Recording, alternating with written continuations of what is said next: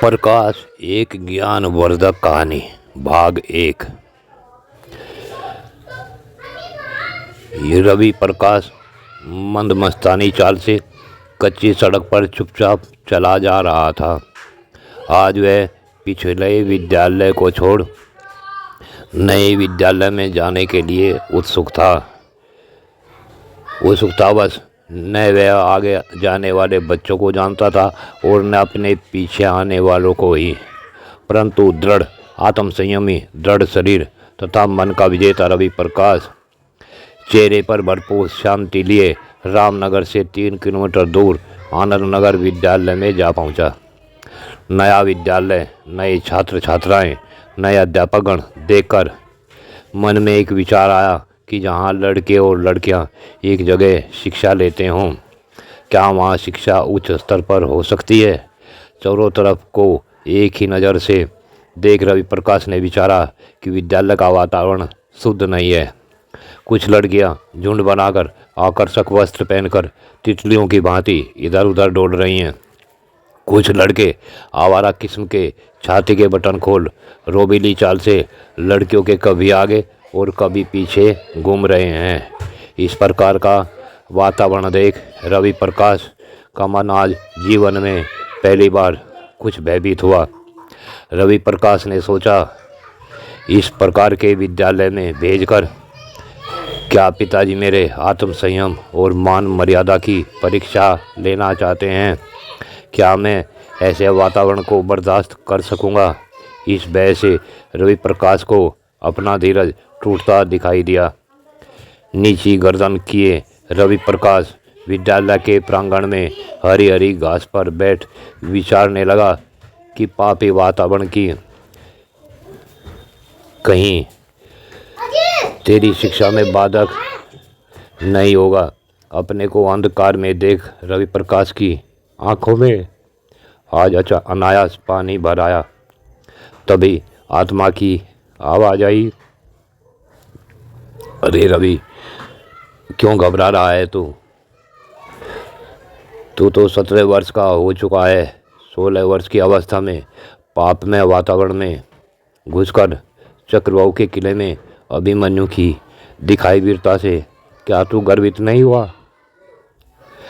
आंखों का पानी तो आत्मा का रस है, क्यों अंतरात्मा का हनन कर रहा है? भय को दूर कर निर्भय हो जा, उठ और अपना आगे का कर्तव्य कर।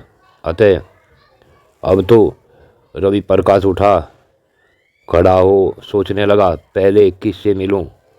पिता कहानियों में सुनाया करते थे, जान बिना कान नहीं कहनो रूढ़ा, राजा भोज को सुक्का लकड़ और तिल कुटने को मूढ़ा। चलते समय पिताजी ने प्रिंसिपल के नाम एक पत्र दिया था। रवि प्रकाश ने विचारा, मुझे प्रिंसिपल से मिलना चाहिए। अब वह कमरों की तरफ को बढ़ा और देखता देखता प्रिंसिपल ऑफिस के सामने बरामदे में जाकर खड़ा हो गया। ऑफिस के गेट पर चिक पड़ा हुआ था। अंदर से कुछ आवाज़ आ रही थी। उसी बीच में अंदर से कुछ लड़कियों के हंसने की आवाज़ आई। रवि प्रकाश को प्रिंसिपल का चरित्र भी ठीक न लगा और क्रोध आने लगा। तभी अंतरात्मा की आवाज़ आई, रवि प्रकाश, पिता की दी सभी शिक्षाओं का इस विद्यालय में आते ही हनन कर दिया। पिता तो कहा करते थे, मेरा रवि सूर्य के समान है, जो संसार को किसी भी क्रिया से अपना नियम नहीं बदलता। तभी आगे गेट पर लगी कॉल बेल बजाई। अंदर से तेज आवाज़ आई, कौन है? अंदर आ जाइए। चीख हटा रवि प्रकाश ने गेट के अंदर प्रवेश किया और हाथ जोड़कर प्रणाम गुरुदेव कहकर खड़ा हो गया। प्रिंसिपल महोदय अपने सामने खड़े लड़के को शांत परंतु गंभीर चेहरे को देखकर कुछ पहचानने की कोशिश करने लगे। चमकता हुआ चौड़ा माथा, बड़ी बड़ी और लंबी आंखें, लंबा और ऊंचा कद, नाक, कुछ लंबा चेहरा। तभी रवि प्रकाश ने पिताजी का दिया हुआ पत्र अपनी जेब से निकाल कर मेज पर रख दिया और बोला, गुरुदेव, मैं आपके विद्यालय में प्रवेश चाहता हूँ। यह मेरे पिताजी ने आपके नाम पत्र दिया था। दोनों लड़कियां जो रवि प्रकाश के गेट में आते ही चुप हो गई थी, अब इस लड़के को मंत्रमुग्ध होकर देख रही थी। परंतु रवि प्रकाश ने इन लड़कियों की तरफ एक बार भी नहीं देखा था। प्रिंसिपल महोदय ने पत्र पढ़ा और बहुत ही खुश होता हुआ बोला, बेटे, क्या तुम वही रवि प्रकाश हो जिसने इसी वर्ष भगवानपुर इंटर कॉलेज से कक्षा 10 उत्तर प्रदेश में प्रथम नंबर से पास की है? जी हाँ गुरुदेव, रवि प्रकाश उसी शांत मुद्रा में बोला। अखबारों में तुम्हारा फोटो छपा था, इसीलिए तुम्हें देखकर ऐसा लगा कि तुम्हें कहीं देखा है। बेटे, तुम जैसे होनहार बच्चे को किस कॉलेज में एडमिशन नहीं मिलेगा? तुम्हारे ऊपर तो हर किसी को गर्व होना चाहिए। परंतु बेटे, भगवानपुर में तो इंटर कॉलेज है, फिर भगवानपुर में से 65 किलोमीटर दूर आनंद नगर में क्यों पढ़ना चाहते हो? गुरुदेव, वैसे तो मैं भगवानपुर का ही निवासी हूँ, परंतु यहाँ रामनगर में मेरे पिताजी प्राइमरी पाठशाला में प्रधानाध्यापक के पद पर नए नए आए हैं, सो इतनी दूर पिताजी रोज़ रोज़ आ जा नहीं सकते और परिवार को अपने से अलग नहीं छोड़ना चाहते। इसलिए हम सब पिताजी के साथ रामनगर गांव में आ गए हैं। बेटे, अपने पिताजी से कहना कि उनके पद पर विशेष ध्यान दिया जाएगा।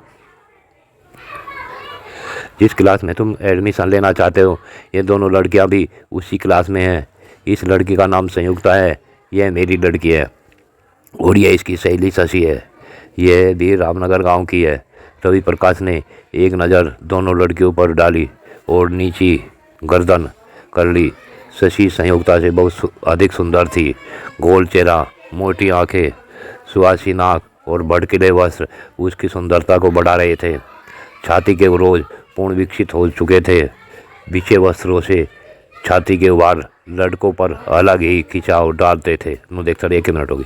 परंतु रवि प्रकाश ने एक ही नज़र में दोनों लड़कियों के अंदर छिपे हुए अभिमान को पढ़ लिया। तभी स्कूल की घंटी बजी। प्रिंसिपल महोदय बोले, बेटे, तुम्हारा एडमिशन हो चुका है, जाइए इन लड़कियों के साथ अपनी क्लास में बैठो। मैं तुम्हारे क्लास टीचर से सब मिल लूँगा। न चाहते भी रवि प्रकाश इन दोनों लड़कियों के पीछे पीछे अपनी क्लास में पहुँच गया। लड़कों की लाइन में सबसे आगे वाली सीट पर बैठ गया।